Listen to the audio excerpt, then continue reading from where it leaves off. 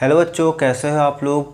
मुझे उम्मीद है आप लोगों ने क्लास 10th का अपना प्रिपरेशन स्टार्ट कर दिया होगा। आप जस्ट अभी क्लास 9 से क्लास 10th में आए होंगे तो आप बहुत सारी चीज़ें हैं जो क्लास 8 का ही क्या है, एक्सटेंडेड वर्जन है, यहाँ पे बढ़ा हुआ रूप है। तो मैं बात करूँ यहाँ पे ये खास चैनल बनाया गया है, जो वीडियो में डालूंगा ये सिर्फ और सिर्फ कैरियर बिहार बोर्ड, ये सिर्फ बिहार बोर्ड के बच्चों के लिए होगा। जैसा कि आपने शॉर्ट्स में देखा भी होगा, ये अभी नया चैनल बना है तो इसमें मैंने सिर्फ अभी कुछ शॉर्ट्स डाले हैं। तो शॉर्ट्स में आपने देखा होगा मैंने बिहार बोर्ड का कंप्लीट सेट परचेस करा है ताकि मैं आप लोगों को अच्छे से आपका प्रिपरेशन करा सकूं। तो आप चैनल पे जुड़े रहिए, काफ़ी ये हेल्पफुल होने वाला है आपके बोर्ड के प्रिपरेशन के लिए। और कंपटीशन में भी यहाँ से काफ़ी सारे टॉपिक आपको आगे चल कर के मैच करेंगे, जो कि आप कॉम्पिटिटिव एग्ज़ाम आगे चल कर देंगे ना, तो उसमें काफ़ी आपको मदद होगा।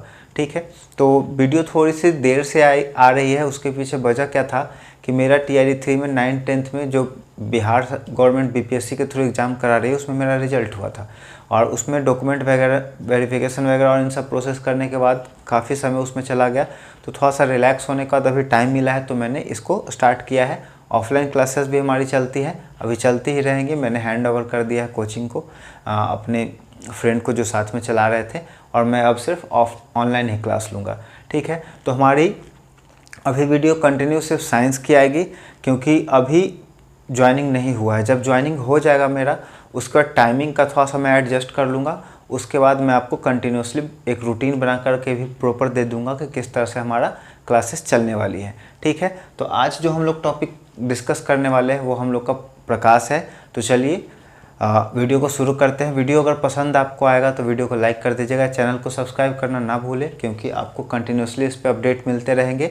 और हमारे वीडियो को ख़त्म होने के बाद मैं आपको प्रैक्टिस के लिए क्वेश्चंस भी दूंगा, और लास्ट में एग्ज़ाम के टाइम में आपको गेस करके क्वेश्चन भी मिलेगा, जिससे प्रोबेबिलिटी है कि आपको ज़्यादा से ज़्यादा क्वेश्चन एग्जाम में मैच कर जाए, है ना। तो चलिए हम लोग समझते हैं क्या कि धरती पर अगर लाइट का सोर्स का बात करें तो क्या है, सन एक बहुत ही बड़ा मेजर सोर्स है जिससे कि लाइट हम लोग को मिलता है। ये सन है, आप देख सकते हैं यहाँ से कंटिन्यूसली लाइट क्या होते रहता है, धरती के ऊपर आते रहता है। अब धरती के ऊपर जब लाइट आता है तो सन का जो लाइट होता है हमेशा क्या होता है, स्ट्रेट लाइन में चलता है। ठीक है, एक खास बात मैं आपको बता दूं, समय बचाना है और आपको अच्छे तरीके से समझाना है मुझे। ठीक है, मेरा पर्पस ये है कि मैं आपको अच्छे तरीके से कॉन्सेप्ट को समझा दूं।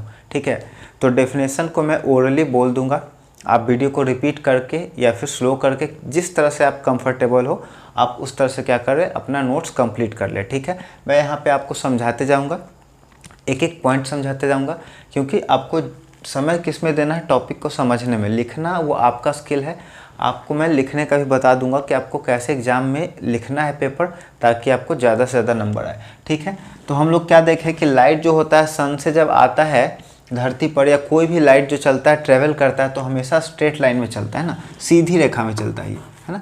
ये हमेशा सीधी रेखा में गमन करता है या भ्रमण करता है या चलता है। ठीक है, आप कुछ भी कह सकते हैं। और इस प्रॉपर्टी को हम लोग क्या कहते हैं, रैखीय गति कहते हैं ना, रैखिक गति या रैखीय गति। मैं इंग्लिश में ही बताते जाऊंगा कि इसको इंग्लिश में क्या कहते हैं ना। आप अगर बिहार बोर्ड के बच्चे हैं तो ऐसा नहीं है कि आप इंग्लिश में पेपर नहीं लिख सकते हैं। आपके स्कूल में अगर टीचर नहीं पढ़ा रहे हैं इंग्लिश में, या इंग्लिश में लिखने पर डांटते हैं, तो वो खैर कोई बात नहीं है, आप पेपर अपना इंग्लिश में दे सकते हैं। क्योंकि आप बोर्ड का जब क्वेश्चन देखेंगे ना तो उसमें बाइलिंगुअल क्वेश्चन होता है, और बहुत सालों से काफ़ी सारे जो बच्चे टॉप करते आ रहे हैं वो अपना पेपर इंग्लिश में ही लिखते हैं, जैसे कि सिमुलतल्ला का बच्चा हो गया, है ना। तो आप अपना इंग्लिश में लिखें। इंग्लिश में लिखने से क्या होगा कि आपको अगर कैपेबल है तो, क्योंकि बहुत सारे बच्चे ऐसे होते हैं जो 8 तक क्या करते हैं CBSE से पढ़ते हैं, उसके बाद 9 10th में चले आते हैं बिहार बोर्ड में, है ना। मैंने जब पढ़ाया है तो देखा है, तो वो बच्चे ट्राई कर सकते हैं अपना इंग्लिश में लिखने का। साइंस लिख लिए, सोशल साइंस तो आपके CBSE के बच्चे भी क्या करते हैं, हिंदी में लिखते हैं, है ना। तो आपको परेशान नहीं होना है, तो आप इंग्लिश में लिख सकते हैं। आप मैथ इंग्लिश में बना सकते हैं, साइंस इंग्लिश में बना सकते हैं। इंग्लिश तो आपको इंग्लिश में बनाना ही है, और हिंदी संस्कृत आपको जैसा है वैसे चलना पड़ेगा। ठीक है, तो इसको हम लोग क्या कहते हैं, रैखीय गति कहते हैं। अब यहाँ पे आप देख सकते हैं कि एक सिंगल लाइट जब आता है, एक सिंगल आता है रे, तो उसको हम लोग हिंदी में क्या कहते हैं, किरण कहते हैं, और इंग्लिश में इसको क्या कहते हैं, रे कहते हैं। कि जब लाइट का एक सिंगल होता है तब उसको हम लोग क्या कहते हैं, अकेला जब होता है तो उसको हम लोग किरण कहते हैं, और जब ग्रुप में होता है तो उसको हम लोग क्या कहते हैं, बिंब कहते हैं। और इसको इंग्लिश में क्या कहते हैं, बीम कहते हैं, है ना। तो लाइट जब सिंगल होता है तो किरण, और ग्रुप में होता है तो बीम या आपका बीम होता है, ठीक है। हम लोग और क्या जानते हैं कि लाइट जो होता है ना, प्रकाश, हम लोग का जो प्रकाश है वो क्या क्या है, प्रकाश एक ऊर्जा है ना, ऊर्जा का ये स्रोत है। हम लोग जानते हैं कैसे, क्योंकि प्रकाश के सहायता से ही प्लांट क्या करते हैं, अपना खाना बना पाते हैं, तो प्रकाश एक ऊर्जा है। प्रकाश हम लोग का कण भी है। हम लोग फोटो इलेक्ट्रिक इफेक्ट पढ़ेंगे, उसमें जानेंगे कि प्रकाश किस तरह से पार्टिकल की तरह बिहेव करता है, ठीक है। आगे हम लोग जानेंगे कि प्रकाश एक क्या है, वेव है, तरंग भी है। इसको तरंग ही लिख दें, तरंग है। और किस तरह का तरंग है, ये नॉन मैकेनिकल तरंग है, क्योंकि इसको एक जगह से दूसरे जगह जाने के लिए किसी भी मीडियम की आवश्यकता नहीं होती है।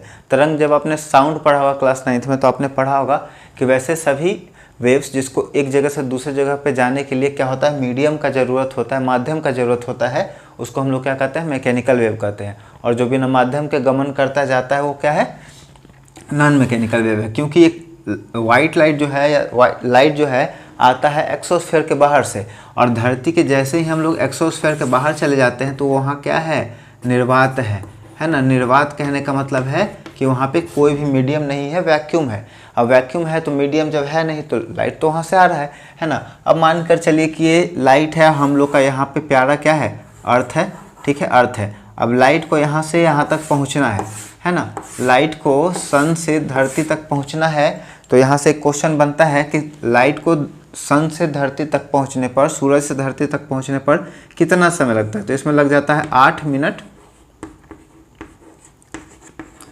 20 सेकेंड, ठीक है। ये हमारा लाइट का इंट्रोडक्शन का क्लास होगा, इसमें हम लोग इंट्रोडक्शन करेंगे और जो भी टॉपिक जहाँ तक हो पाएगा उसको करेंगे। उसके बाद फिर हम लोग करेंगे अगले क्लास में रिफ्लेक्शन ऑफ लाइट, ठीक है। उसके बाद फिर reflection of light, image formation और न्यूमेरिकल भी हम लोग सॉल्व करेंगे। काफ़ी आपको ईजी वे में लाइट समझ में आने वाला है, काफ़ी आसान टॉपिक है, आपको स्ट्रेस नहीं लेना। न्यूमेरिकल भी काफ़ी आसानी से बनेगा। मैं टोटल क्वेश्चन करा दूंगा, एग्जाम्पल का भी करा दूंगा, और आपको जो क्वेश्चन है उसके भी क्वेश्चंस करा दूंगा, ठीक है। तो यहाँ पे क्या देखें कि लाइट जो होता है हमेशा स्ट्रेट लाइन में चलता है। लाइट को ऊर्जा, कण और तरंग कहते हैं। लाइट 8 मिनट और 20 सेकंड में धरती पे पहुँच जाता है, सूरज से जब चलता है तब, ठीक है। अब हम लोग क्या जानते हैं, हम लोग फिर आगे क्या पढ़ते हैं कि सफ़ेद प्रकाश जो होता है ना, सफ़ेद प्रकाश, वाइट लाइट, वो 7 रंग, विभिन्न रंगों का क्या है,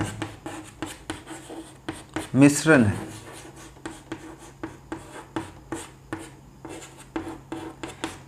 मिश्रण है, ठीक है। आपको लग रहा होगा वीडियो का क्लैरिटी अच्छा है। इसके पहले जो भी आप सीबीएसई वाले चैनल पे जाकर के देखेंगे, कैरियर पथ साइंस वाले चैनल पे, तो वाइट बोर्ड पे वीडियो बनती थी। तो यहाँ पे आप देख सकते हैं मैंने हाथ में चौक पकड़ रखा है, शर्ट पे आपको डस्ट भी दिख रहा होगा कुछ कुछ। तो ये प्रैक्टिस चल रहा है मेरा।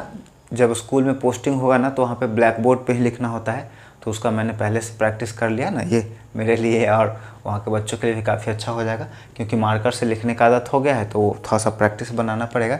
तो हम लोग क्या जानते हैं कि सफ़ेद प्रकाश जो होता है, जो हम लोग को लाइट वाइट दिख रहा है, वो क्या होता है, 7 रंगों से मिल करके बना होता है, ठीक है। और ये बात सबसे पहले किन्होंने प्रूव किया था, ये बात न्यूटन ने प्रूव किया था ना। सर न्यूटन थे जिन्होंने काफ़ी सारे लॉ दिए, Newton law of motion, Newton law of gravitation, है ना। तो उन्होंने ही सबसे पहले बताया था, न्यूटन ने, कि क्या है, वाइट लाइट जो है 7 रंगों से मिल करके बना है। इसके लिए उन्होंने एक्सपेरिमेंट किया था, कौन सा, न्यूटन डिस्क एक्सपेरिमेंट।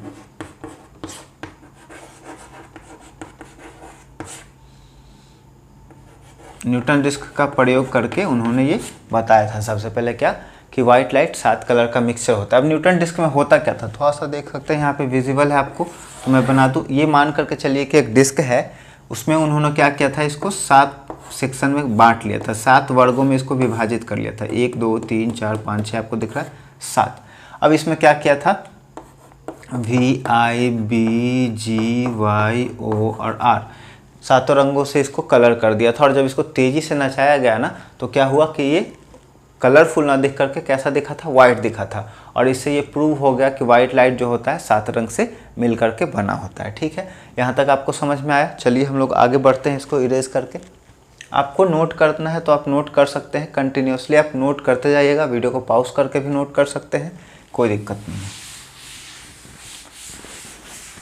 काफ़ी आसान टॉपिक है और इससे भी ज़्यादा आसान है आपका न्यूमेरिकल बनाना। बहुत सारे बच्चे, मैं भी जब क्लास 10th का एग्ज़ाम दे रहा था ना तो मुझे भी न्यूमेरिकल से काफ़ी डर लगता था।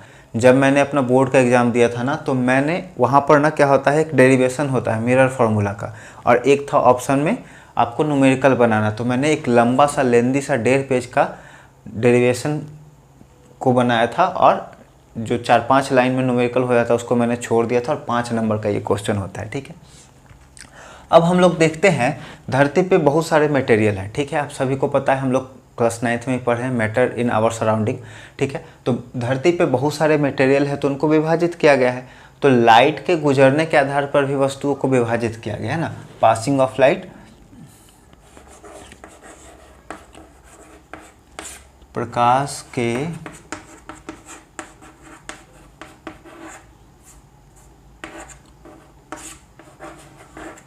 गुजरने के आधार पर वस्तुएं। ठीक है, आपको राइटिंग से कोई लेना देना नहीं है, राइटिंग कितना भी सुंदर बता दूं, आपको ध्यान देना है मेरी बातों पर। ठीक है, तो हमारे आसपास में बहुत सारे मटेरियल हैं, वस्तुएं हैं जिनको विभिन्न तरीक़ों से बांटा गया है। तो लाइट भी उसमें क्राइटेरिया है। हम लोग क्या देखते हैं कि बहुत सारे ऐसे मटेरियल होते हैं जिससे लाइट काफ़ी आसानी से पार कर जाता है, और बहुत सारे ऐसे मटेरियल होते हैं जिससे लाइट नहीं पास करता है। जैसे कि आपने बाइक देखा होगा, कार देखा होगा, उसमें अंदर हेडलाइट होता है और हेडलाइट को प्रोटेक्ट करने के लिए ग्लास का या फिर फाइबर का उसमें लगा होता है, शीशा के जैसा, तो उसमें से लाइट पास करता है। ठीक है, एयर से पास करता है, वाटर से पास करता है ना, तभी तो पानी के नीचे का सब कुछ देख पाते हैं हम लोग। ठीक है, तो प्रकाश के गुजरने के आधार पर वस्तुएं 3 तरह की होती हैं। पहला आपका होता है पारदर्शी, डेफिनेशन में बोलते ही जाऊंगा। दूसरा होता है पारभासी, और तीसरा होता है अपारदर्शी। तो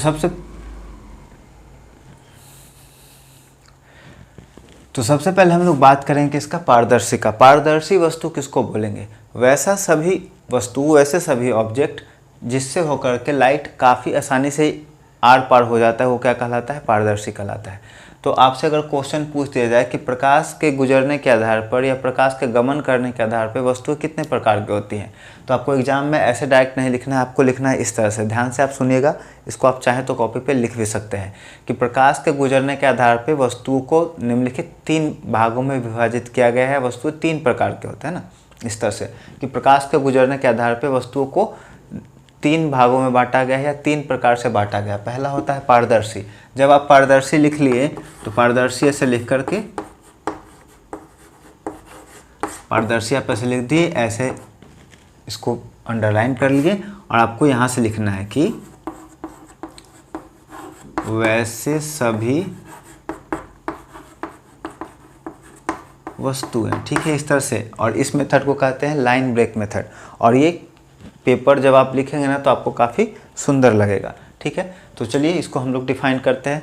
वैसे सभी वस्तुएं जिससे होकर के लाइट या प्रकाश काफ़ी आसानी से आर पार जा सकती हैं, वो क्या कहलाती है? पारदर्शी कहलाती है।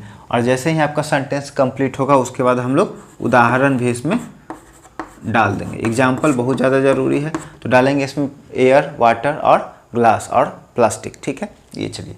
उसके बाद हम लोग का दूसरा पारभासी। पारभासी को कैसे डिफाइन करेंगे? वैसे सभी वस्तुएं जिससे होकर के थोड़ी मात्रा, अल्प मात्रा प्रकाश की पार कर सकती है, वो क्या कहलाती है? पारभासी कहलाती है। इसमें आएगा आपका रंगीन कांच, इसमें आएगा स्क्रैच ग्लास, घिसा हुआ ग्लास, बटर पेपर और तेल लगा हुआ कागज। ठीक है, इसमें 4 एग्जाम्पल। अपारदर्शी। ठीक है, अब हम लोग लास्ट इसको डिस्कस करेंगे, अपारदर्शी किसको बोलेंगे।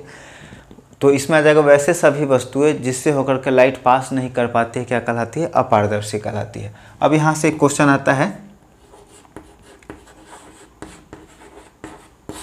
परछाई का बनना या फिर परछाई कैसे बनता है। ये काफ़ी इंपॉर्टेंट क्वेश्चन है, आपका 2 मार्क्स में आपका आता है एग्जाम में। ठीक है, कि परछाई कैसे बनता है, शैडो का फॉर्मेशन कैसे होता है। आप पीछे देख रहे होंगे शैडो हल्का फुल्का आ रहा होगा, एक बड़ा दोनों तरफ से लाइट है तो पता नहीं चला। 2 शैडो दिख रहा होगा, एक ऊपर में और एक नीचे में, है ना। तो आपको 2 शैडो दिख रहा है, लाइट दोनों तरफ से आ रहा है, इधर से और इधर से भी, तो शैडो क्या हो जा रहा है? डिस्ट्रीब्यूट हो जा रहा है। मगर एक लाइट में अगर ऑफ कर दूँ ना तो आपको शैडो क्लियरली विजिबल होगा। ठीक है, चलिए मैं आपको दिखा ही देता हूँ। देखिए, अब देखिए आपको क्लियर यहाँ पे शैडो पीछे दिख रहा है, दीवार पे आपको दिखेगा साफ साफ, यहाँ पे भी आपको दिखेगा। ठीक है,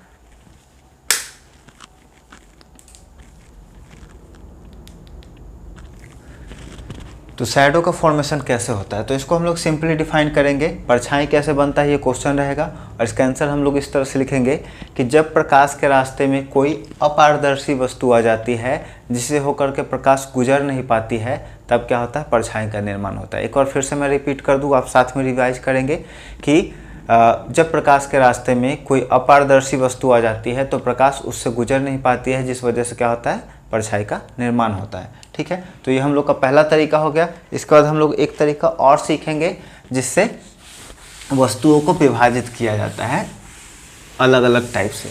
ठीक है, तो ये आधार क्या होगा, हम लोग का प्रकाश की उत्पत्ति के आधार पे। हम लोग क्या जानते हैं, बहुत सारे ऐसे मटेरियल होते हैं जो क्या करते हैं, लाइट प्रोड्यूस करते हैं ना, तो प्रकाश के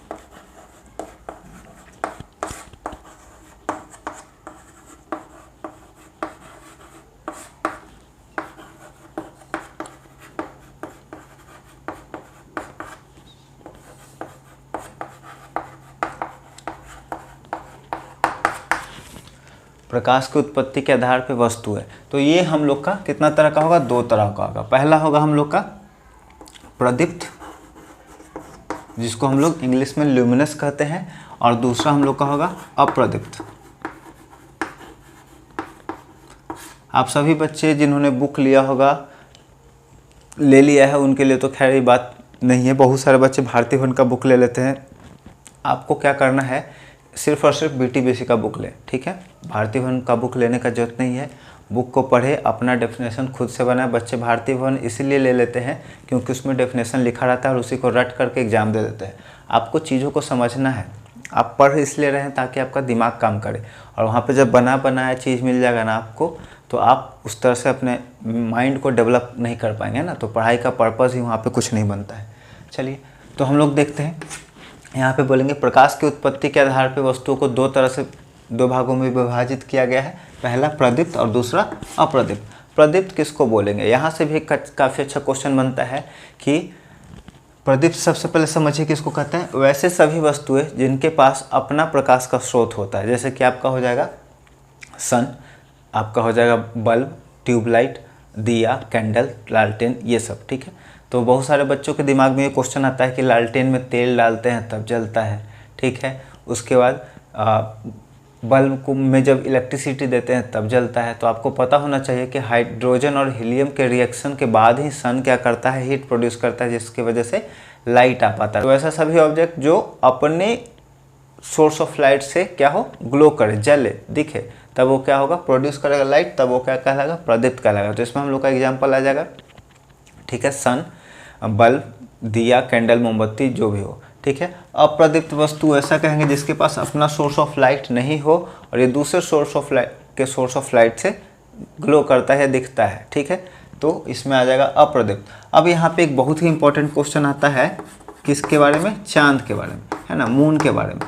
ऑब्जेक्टिव में आपका आएगा 1 नंबर का क्वेश्चन, पूछ देगा कि चांद प्रदीप्त वस्तु है कि अप्रदीप्त वस्तु है। तो बहुत सारे बच्चे कंफ्यूज कर जाएंगे, है ना, क्योंकि रात में तो हम लोग को चांद दिखता है और चांदनी रात में हम लोग चांद की रोशनी से काफ़ी सारी चीज़ों को देख पाते हैं। तो लग सकता है बहुत सारे बच्चों को ऐसा लगता है कि चांद के पास अपना सोर्स ऑफ लाइट है। तो ये कन्फ्यूजन आप क्लियर कर ले आज यहाँ से, है ना। चांद जो होता है ना, देखिए मान करके चलिए कि एक सन है, सॉरी ये अर्थ है और ये काफ़ी दूर में सन है। तो हम लोग को पता है कि एक समय में क्या होता है, अर्थ अपने एक्सिस पे घूमते रहता है ना, और 24 घंटा में पूरे अपने एक्सिस से घूम जाता है। तो मान करके चलिए कि एक साइड में क्या है, एक समय में सन के एक साइड में क्या है, आपका लाइट पड़ रहा है। तो इस तरफ क्या होगा, डे होगा, दिन होगा, और इस तरफ क्या होगा, रात होगा, है ना। एक तरफ दिन होगा, एक तरफ रात होगा। तो जिधर दिन है, ठीक है, उधर तो चांद नहीं दिखेगा। चांद किधर दिखेगा, इधर। तो मान लीजिए कि चांद यहाँ है, तो ये हमेशा स्ट्रेट लाइन में जा रहा है हर तरफ से। तो चांद के ऊपर जब सन का लाइट पड़ता है तो इसको क्या कर देता है, ये रिफ्लेक्ट कर देता है, और रात के समय में अर्थ के इस साइड में जो लोग हैं उनको चांद दिखता है। तो एक्चुअली में ये होता है, चांद क्या करता है, सन के लाइट को रिफ्लेक्ट करता है और उस वजह से क्या होता है, हम लोग को चांद रात में दिखता है या चांदनी रात में हम लोग को ऑब्जेक्ट भी दिखता है। तो ये हमारा दूसरा तरीका हो गया था, जिसके वजह से हम लोग कह सकते हैं कि ऑब्जेक्ट हम लोग का दो तरह का होता है on the basis of production of light. ठीक है, अब आगे हम लोग चलते हैं।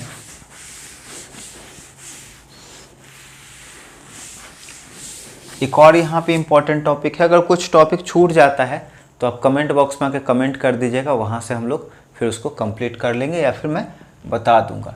तो अभी हम लोगों ने क्या देखा कि वाइट लाइट जो होता है 7 कलर का होता है, टूटता है, तो टूटने का एक प्रोसेस जो होता है उसको हम लोग क्या कहते हैं, प्रकाश का वर्ण विक्षेपन।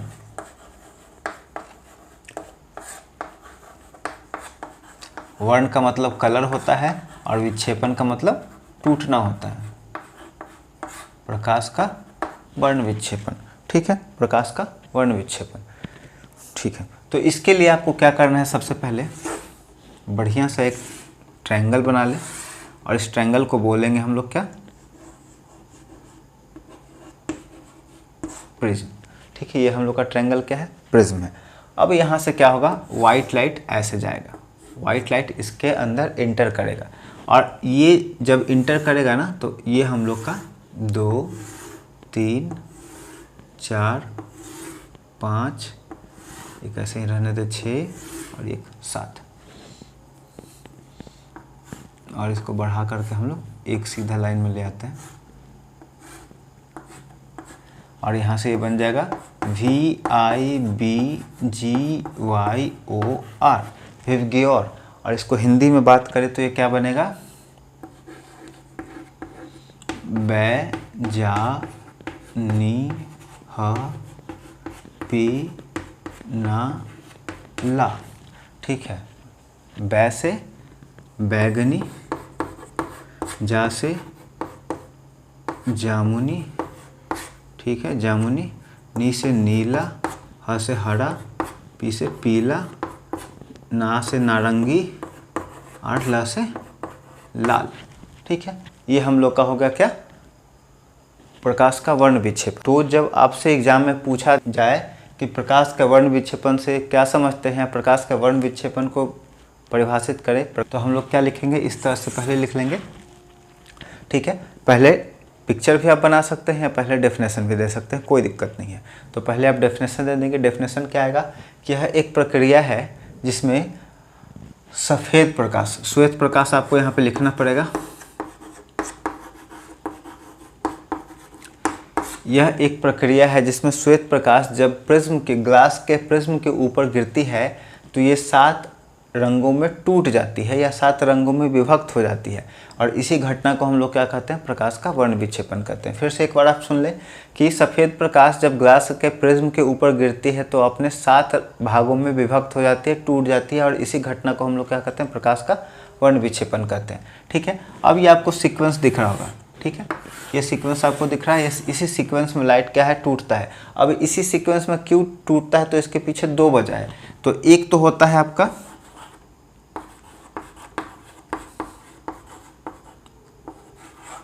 वेवलेंथ, जिसको डिनोट करते हैं हम लोग इस तरह से लैम्डा से, और एक होता है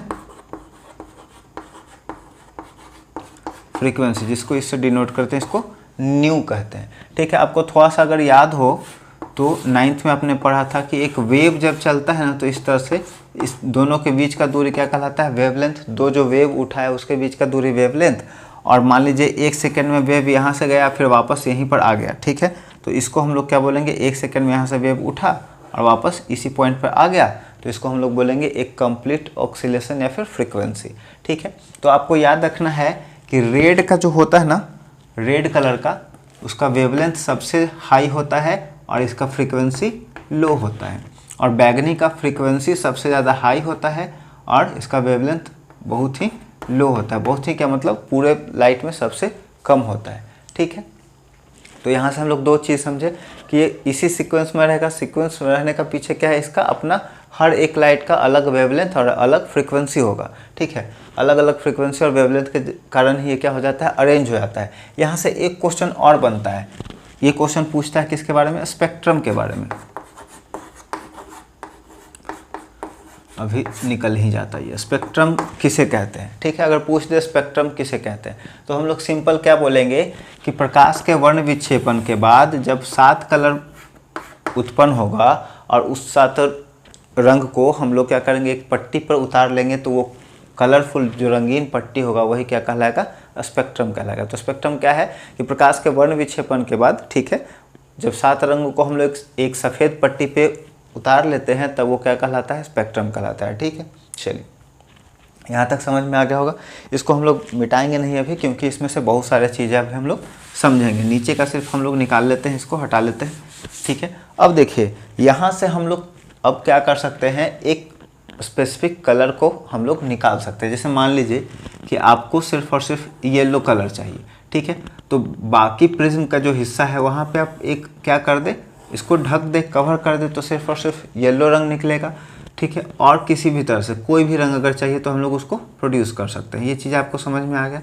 क्यों बता रहा हूँ मैं ये आपको, इसका उपयोग आपको यूज थोड़ा देर में आपको पता चल जाएगा, ठीक है। तो यहाँ से दिख रहा है। अब एक चीज़ आप समझिए, कुछ चीज़ है जो आपको बेसिक समझ में आना चाहिए। जैसे देखिए आपको पीछे ये जो है बोर्ड ग्रीन कलर का दिख रहा है और मेरा शर्ट क्या दिख रहा है, ब्लैक दिख रहा है। और यहाँ पे ये जो मैं मिटा रहा हूँ जिस कपड़े से, वो कपड़ा आपको क्या दिख रहा है, ब्लू दिख रहा है, ठीक है। तो इसके पीछे वजह क्या है, अभी तक हम लोगों ने क्या सीखा कि वाइट लाइट जो है ना क्या है, 7 कलर का मिक्सचर है, जिसमें ब्लू भी है, ग्रीन भी है, येलो भी है, सब कुछ है, ठीक है, सब है उसमें। तो अगर ये ब्लू दिख रहा है तो इसके पीछे वजह क्या है कि वाइट लाइट जब वहाँ से निकल करके आ रहा है इस कपड़े के ऊपर, जब लाइट टकराया, ठीक है, तो इस कपड़े ने क्या किया, बाकी जो 6 कलर है, ठीक है, नीला को छोड़ करके सबको एब्जॉर्व कर लिया और सिर्फ नीला कलर को क्या किया है, रिफ्लेक्ट किया है। आप ध्यान से समझिएगा, वाइट लाइट बल्ब से निकला, इस कपड़े के ऊपर आकर के गिरा, ठीक है, और इस कपड़े के ऊपर जब वाइट लाइट गिरा तो 7 कलर में से 6 कलर को इसने एब्जॉर्व कर लिया, ठीक है, एब्जॉर्व कर लिया, सोख लिया अपने अंदर, और सिर्फ ब्लू कलर को वापस लौटाया। उसी तरह से ये जो बोर्ड है इसने क्या किया, 6 कलर को ऑब्जर्व किया, 6 कलर को सोख लिया, एब्जॉर्व किया, और सिर्फ ग्रीन कलर को रिफ्लेक्ट किया। तो ये हम लोग को ग्रीन दिख रहा है, ये ब्लू दिख रहा है, मेरा शर्ट आपको अगर ब्लैक दिख रहा है तो इसके पीछे वजह क्या है कि ये जो वाइट लाइट का 7 कलर को एब्जॉर्व कर रहा है। तो इसलिए कहा जाता है कि गर्मी के मौसम में ना ब्लैक कपड़ा नहीं पहनना चाहिए, क्योंकि हम लोगों ने पढ़ा लाइट क्या है, एनर्जी का फॉर्म है। जब ये एनर्जी है तो इसमें क्या होगा, हम लोग को ज़्यादा गर्मी लगेगा। इसीलिए हम लोग प्रेफर करते हैं वाइट कपड़ा पहनना, क्योंकि वाइट जब पहनेंगे 7 कलर आएगा और वो वाइट कलर क्या करेगा, 7 को रिफ्लेक्ट कर देगा, तो हम लोग को कम गर्मी लगेगा, ठीक है। एक बात तो ये हो गया, आप समझ गए। दूसरा बात, लाइट ही की वजह से हम लोग क्या करते हैं, किसी वस्तु को देख पाते हैं, ठीक है। तो अगर मान लीजिए आप, मुझे देखना है किसी ऑब्जेक्ट को, जैसे मुझे देखना है इस चौक को, तो लाइट इसके ऊपर आया, टकराया और मेरे आँख के ऊपर गया रिफ्लेक्ट करने के बाद, तो मैं इसको देख पाया, ठीक है। बोर्ड को मुझे देखना है तो लाइट आया, पहले बोर्ड के ऊपर टकराया और मैं बोर्ड को देख पाया, ठीक है। ये कॉमन सा बात है। तो आपको इसमें क्या ध्यान रखना है, 2 बात। पहला कि जो कलर हम लोग को दिखता है वो कलर रिफ्लेक्ट होने के बाद हम लोग देख पाते हैं, पहला पॉइंट। दूसरा पॉइंट कि जिस ऑब्जेक्ट को देखना है लाइट पहले क्या होगा, उसके ऊपर गिरेगा।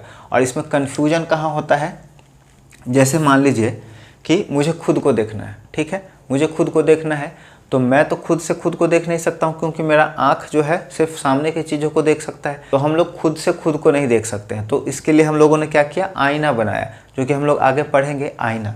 तो कन्फ्यूजन कब होता है, मान लीजिए कि आपका ये ड्रेसिंग टेबल का आईना है और इसके सामने एक बच्चा प्यारा सा अपना बाल उल झाड़ करके खड़ा हो गया। उसको कहीं जाना है, शादी ब्याह का भी चल रहा है, लगन वाला माहौल, बच्चा एकदम पूरा बढ़िया से सज उज के खड़ा है, पार्टी करेगा आज, है ना, पार्टी होगा, बढ़िया शर्ट पहना दूँ, चलिए हो गया, ठीक है। तो ये बच्चा तैयार है खुद को देखने के लिए आईना में।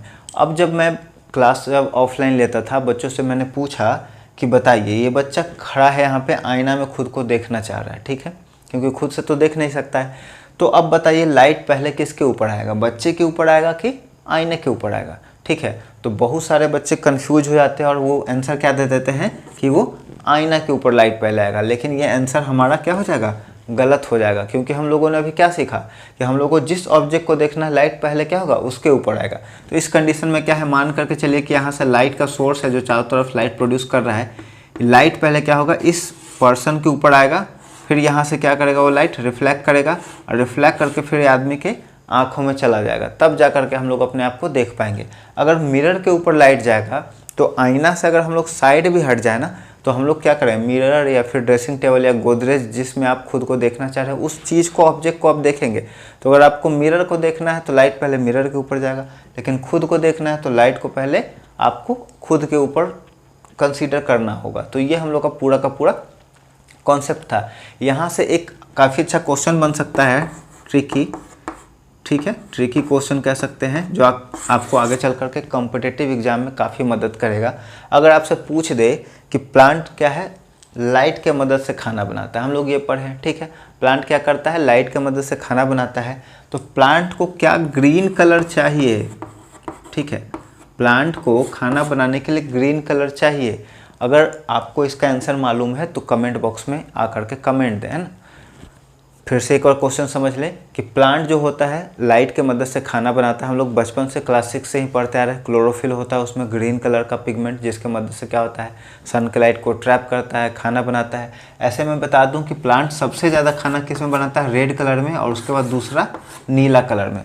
आपके लिए क्वेश्चन क्या है, इसके साथ ही हम लोग क्लास को आज क्लोज करेंगे कि क्या प्लांट को खाना बनाने के लिए ग्रीन कलर का ज़रूरत है या नहीं है। आप इसका जवाब कमेंट बॉक्स में दें, मैं मैसेज में आकर के इसका आंसर दे दूंगा।